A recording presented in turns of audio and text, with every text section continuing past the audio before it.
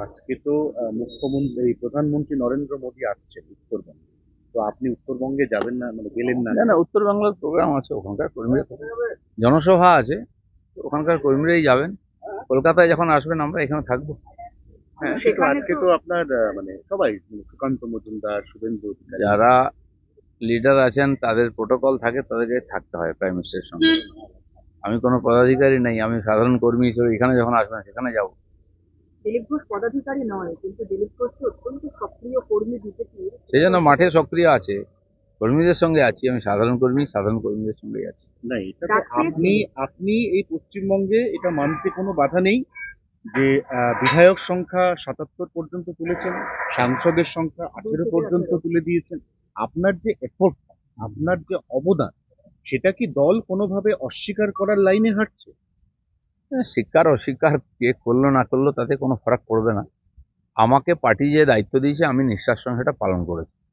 এবার যে কাজটা অসম্পূর্ণ আছে পরবর্তী যারা আসবেন তারা পূর্ণ করবেন, পার্টি এগোতে থাকে, চলতে থাকে।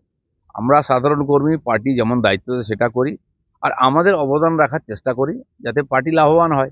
আজ পার্টি এত বড় হয়েছে বলে আমরাও নেতা হয়ে গেছি, আমাদেরও সম্মান বেড়েছে। বাকি আগামী দিনে কাজ এগোতে থাকবে, সবাই তাদের যোগদান দেবে।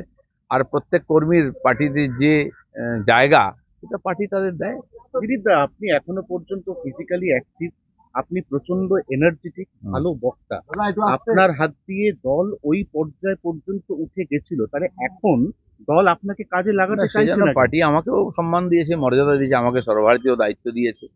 তারপর নির্বাচনের জন্য সবাইকে, যারা নির্বাচন লড়েছিলেন তাদেরকে পার্টির কমিটি থেকে আলাদা করা হয়েছিল যে আপনার ইলেকশন লড়ে নিন। ইলেকশন হয়ে গেছে, নতুন করে কমিটি হচ্ছে সারা ভারতবর্ষে। আমাদের সাংবিধানিক পদ্ধতিতে একবারে নির্বাচিত সে প্রেসিডেন্ট এবং কমিটি হচ্ছে। তো এবার আমরা সবাই আছি, নতুন কমিটিতে কে কোথায় জায়গা পায় দেখে সেভাবে কাজ হবে। দিলীপ তা ঘোষ আপনার তো কোর খারাপ লাগে কমিটির না? সদস্য। আপনার খারাপ লাগে না? মানে খারাপ লাগবে কেন? আমি কোনোদিন ভাবিনি আমি প্রেসিডেন্ট হবো, আমি এমএলএ হবো, এমপি হবো। পার্টি যেটুকু বলেছে আমি সেটা করে দেখিয়েছি। আবার পার্টি যদি আমাকে দায়িত্ব দেয় আমি সেটা করবো। আমাকে যদি পার্টি বলে তুমি সাধারণ কর্মী হিসেবে কাজ করো, তো পার্টির মধ্যে থাকবো, তো পার্টির কাজই করবো।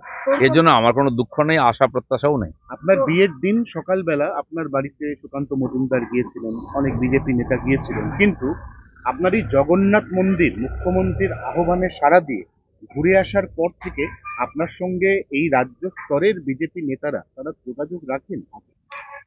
অনেকের যোগাযোগ রাখেন, অনেকে দেখাও করছেন। এর আগেও অনেকবার এরকম অনেক ব্যাপার নিয়ে দ্বিমত হয়েছে। যারা নিজের জায়গা নিয়ে একটুখানি চিন্তায় থাকেন, অস্তিত্ব সংকটে থাকেন, তাদের তো ভয় আছে। দিলীপ ঘোষ কোনো জায়গার জন্য লড়াই করে না, নিজস্ব পার্টির জন্য লড়াই করেছে। আর তারপরেও আমি যেন এই ভারত পশ্চিমবাংলার সাধারণ নাগরিক, আর সেই হিসাবে আমার একটা দায়িত্ব আছে। আমি একেবারে এই বয়কট, আপন পর কোনোদিন বিশ্বাস করি নাই, আগামী দিনেও করব না। আমার মনে হয় কোনো পার্টি সংগঠন এটা করতে পারে না। কিন্তু ভারতীয় জনতা পার্টিতে আছে, পার্টির কর্মী হিসেবে পার্টির নীতি আদর্শের সঙ্গে, ডিসিপ্লিনের সঙ্গে আছে। আমি জানি না কে এই ধরনের পলিসি ঠিক করে, এটা চলবে না ওটা চলবে না। বিজেপি কোনদিন এরকম বলেছে বা করেছে আমার জানা নেই। দিলীপ ঘোষ তো কোর কমিটির সদস্য, প্রধানমন্ত্রীর সভায় কোর ডাকতে কমিটি মিটিং হলে যাবো। অন্য প্রশ্নে যাইবার। ওকে।